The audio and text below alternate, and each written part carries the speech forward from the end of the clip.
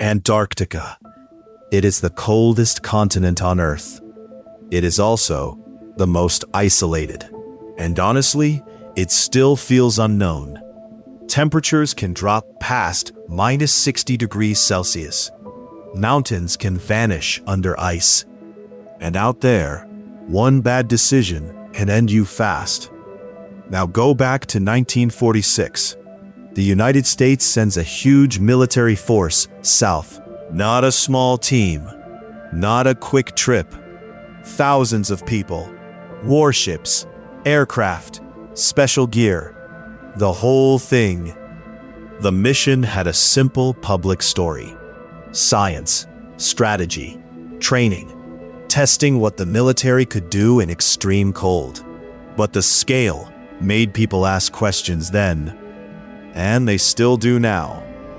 Why send so much power to the bottom of the planet?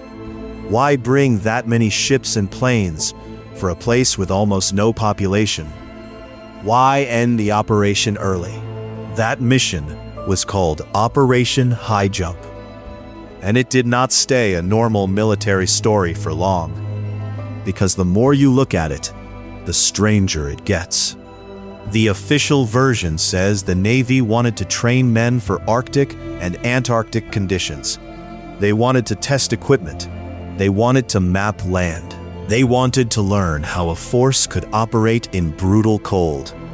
That sounds simple enough, but simple stories usually do not leave behind this many rumors. People still argue about what was really going on. Some say it was just a hard mission that got harder than expected. Weather can shut everything down in Antarctica. Ice can trap ships. Wind can ground planes. Cold can break machines. A place like that does not care how powerful you are. That part is true. But then there is the size of the force, the timing, the secrecy, the early end. A major expedition like that does not happen by accident. It takes planning, money, support, and a reason big enough to justify it all. So what was the real reason? Was it only scientific? Was it a Cold War move? Was the military trying to understand a region that could matter later? Or was there something else that made the trip even more urgent? That is where Operation Highjump turns into a legend. Over the years, people have tied it to hidden bases, secret technology, strange encounters, and impossible claims. Most of those stories have no solid proof, but they keep coming back because the mission itself already sounds unreal. A massive fleet, frozen seas, blizzards, aircraft flying over a white desert bigger than most countries. And then, before many expected, it was over. That is the part that grabs people. Not just that the mission happened, but that it ended with so many questions still hanging there. What did the Navy really learn? What did they see?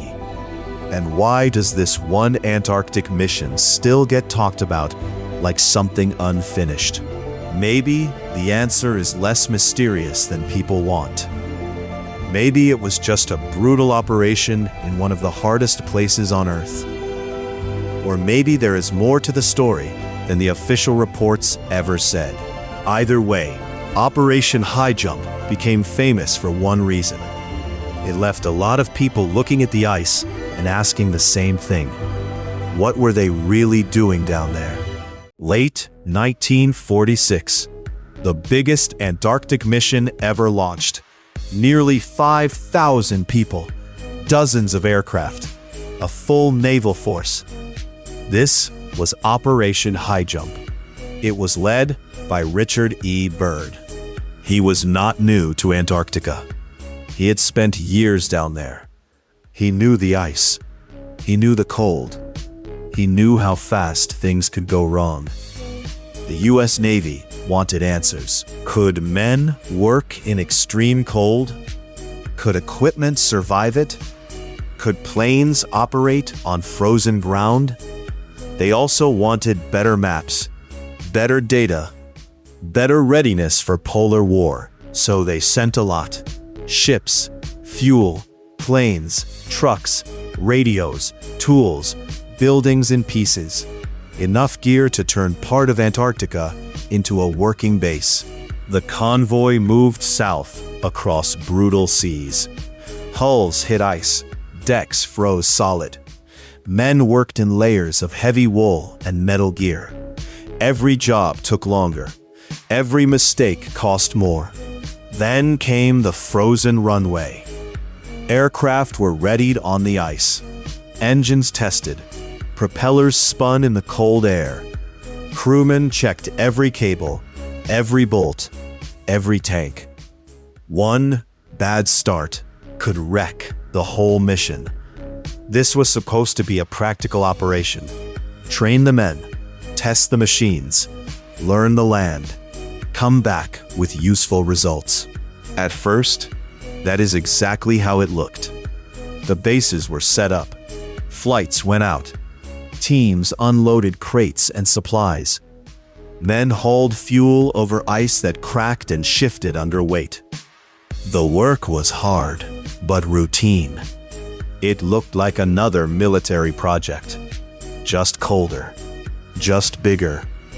But Antarctica does not care about plans. The weather changed fast.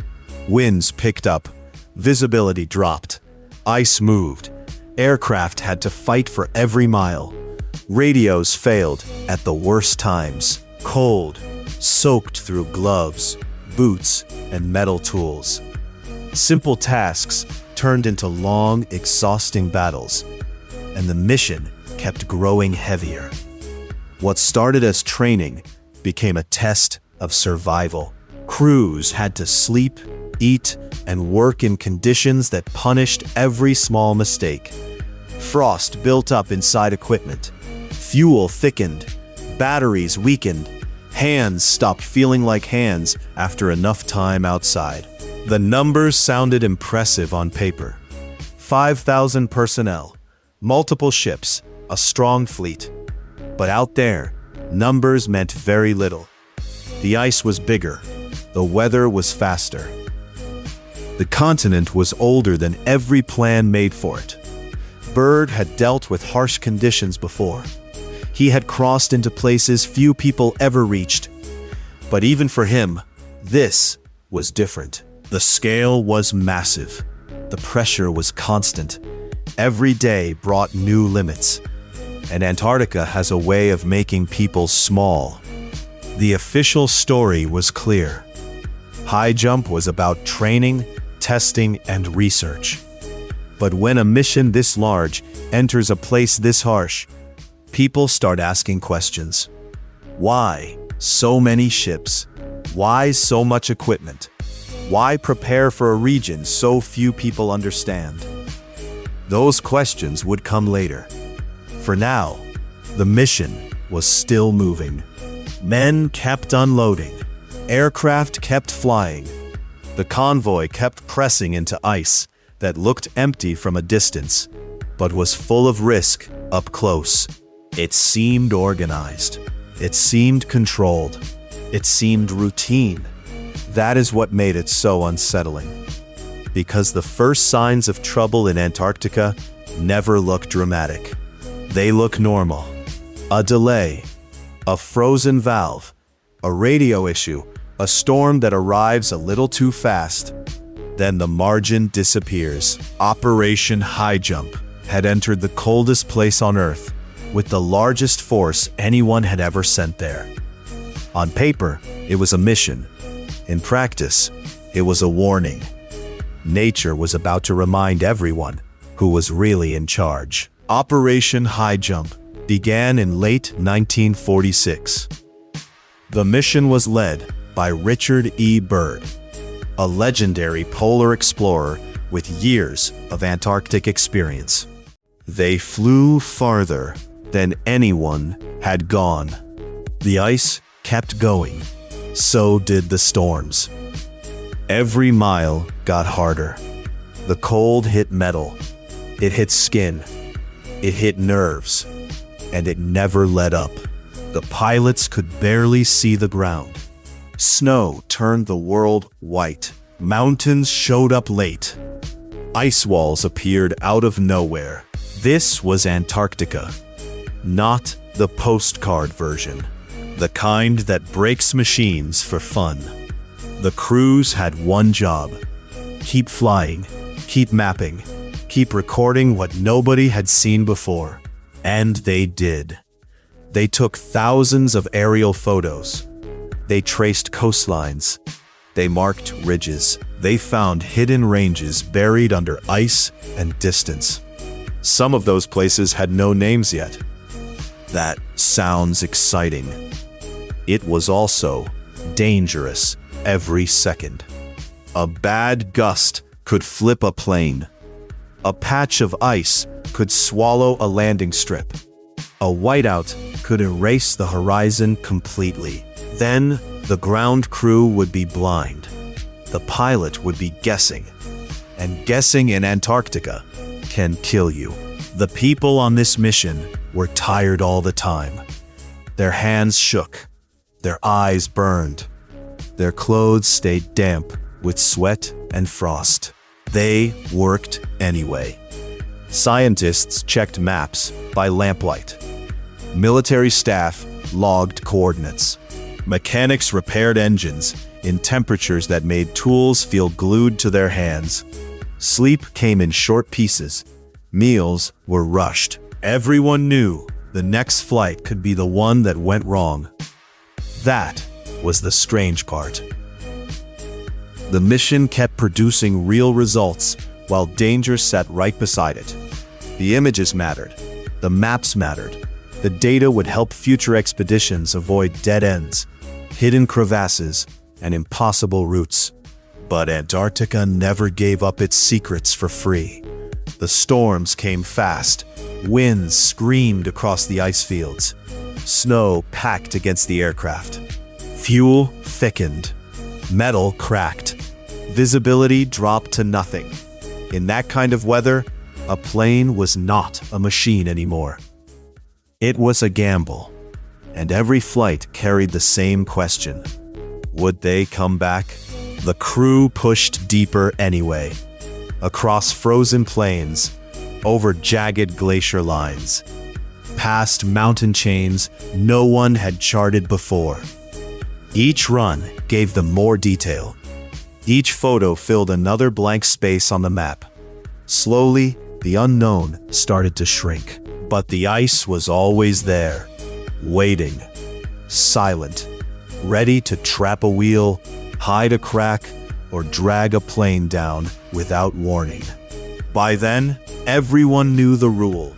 No small error stays small in Antarctica. A late turn becomes a missed ridge. A missed ridge becomes a crash. A crash becomes a rescue no one can finish in time. Still, they flew.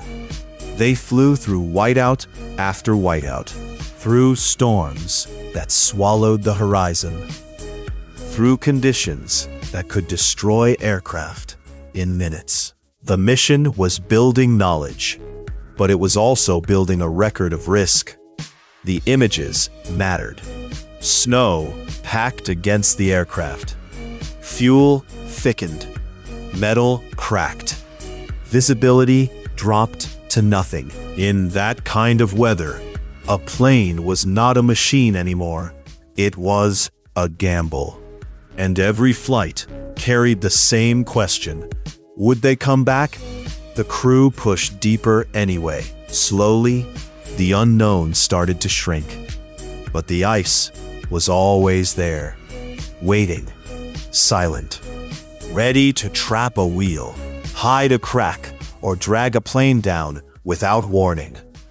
By then, everyone knew the rule. No small error stays small in Antarctica. A late turn becomes a missed ridge. A missed ridge becomes a crash. A crash becomes a rescue no one can finish in time. Still, they flew. They flew through whiteout after whiteout, through storms that swallowed the horizon, through conditions that could destroy aircraft in minutes. The mission was building knowledge, but it was also building a record of risk. Then came the tragedy. One moment, the operation was moving forward. The next, everything changed. A plane went down. The cause would matter later. Right then, all that mattered was the silence. The kind that follows impact.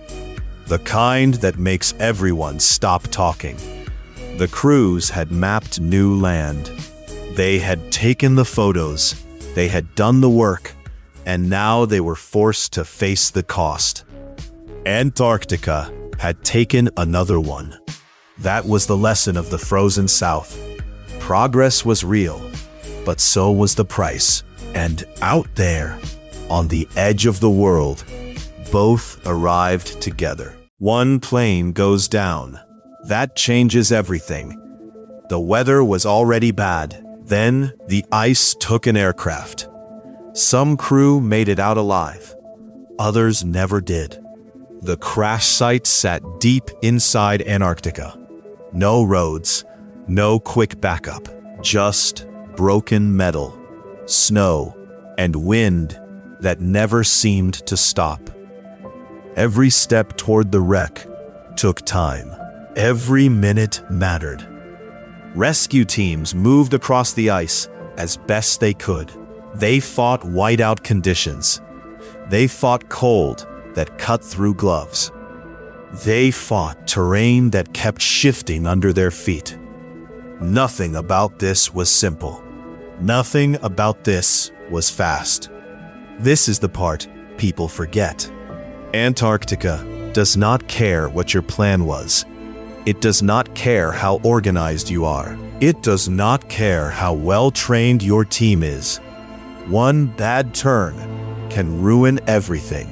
The crash forced everyone to face that reality again. This was not just a difficult mission. It was a place that could kill you without warning. The ice was unstable. The wind was violent. The temperature could drop fast, and once conditions turned, help became harder to reach. The surviving crew had to wait. They had to stay alive long enough for rescue to work. That meant rationing energy. That meant staying alert. That meant trusting people they could barely see through the storm. Outside, the recovery effort kept getting harder. Snow buried tracks. Ice made movement slow. Planes could not always land. Radios became unreliable. Even when rescuers knew where to go, getting there was another problem.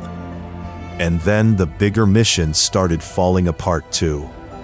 The expedition had been designed around strict timing. Supplies were limited. Aircraft had limits. Weather windows were short. Once the crash happened, the whole operation lost momentum.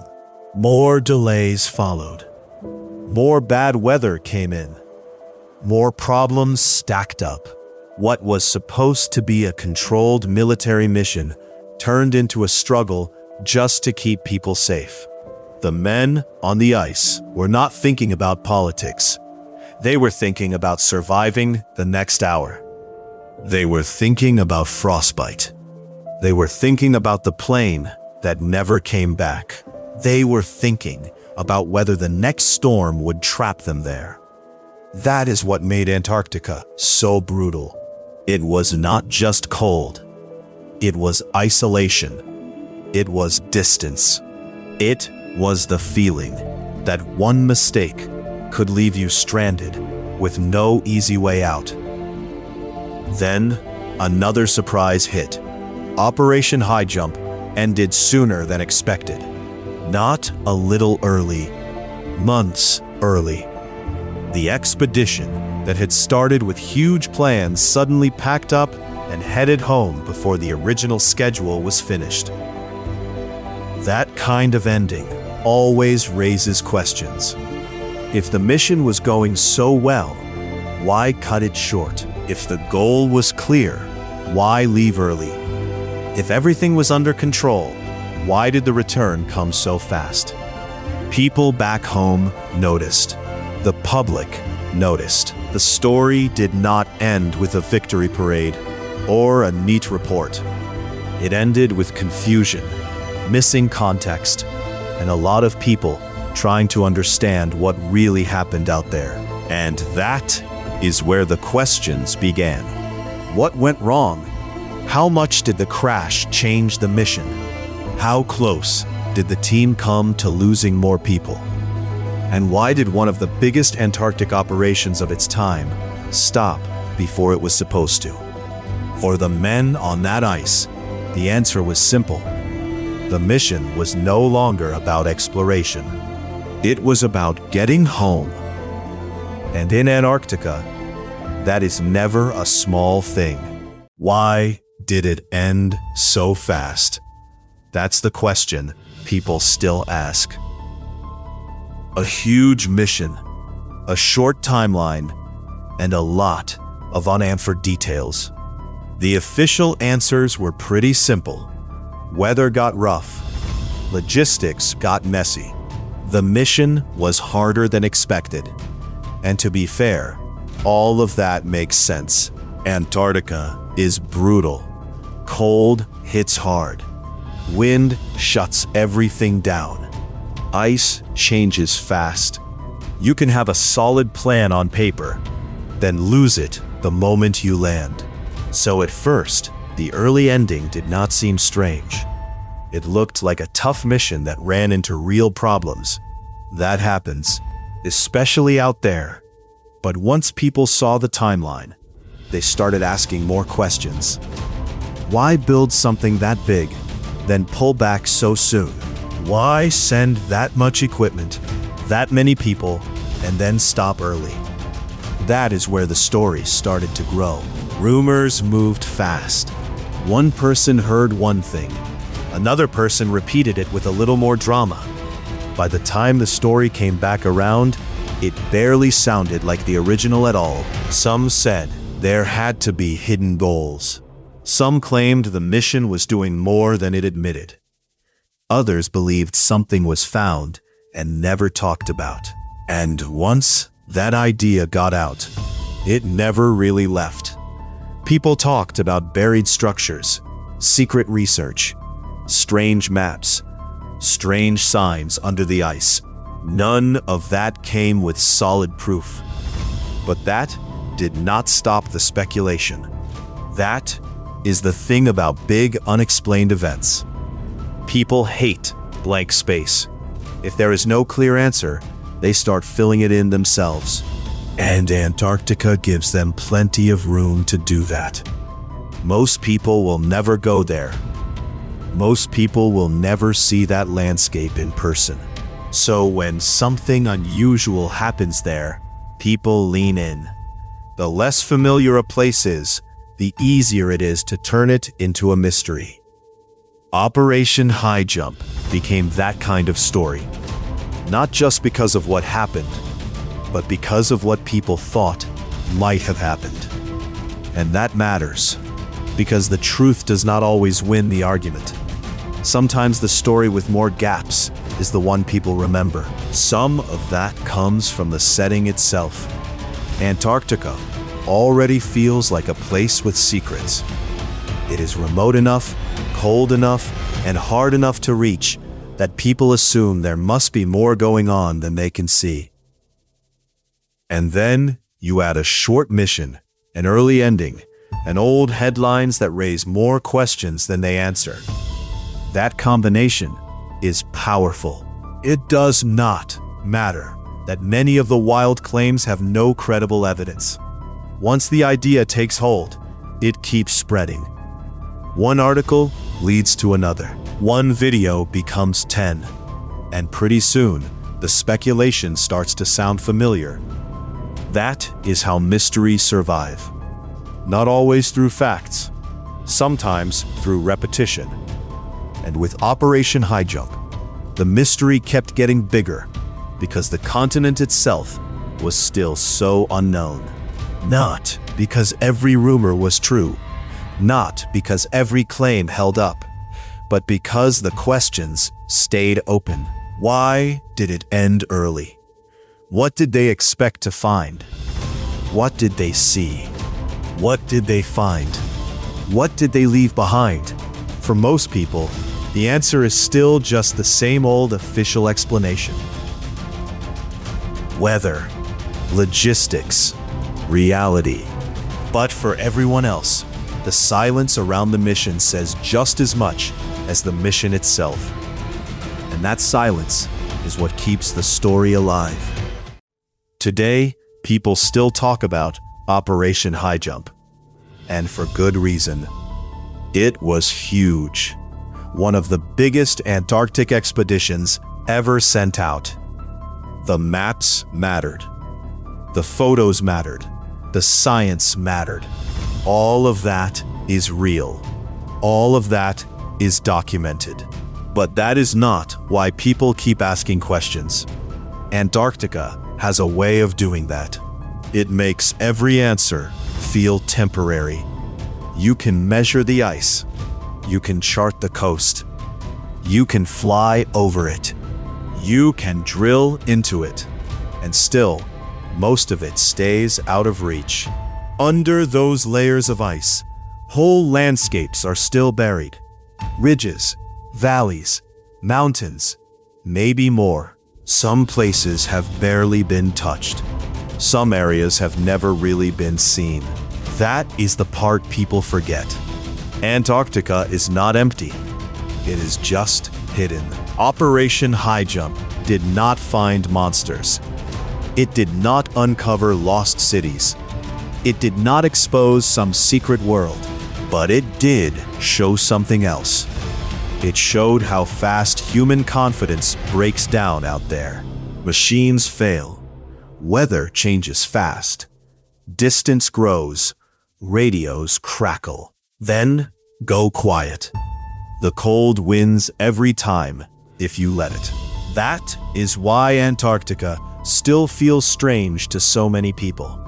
Not because of rumors, not because of wild stories, because it is still bigger than us.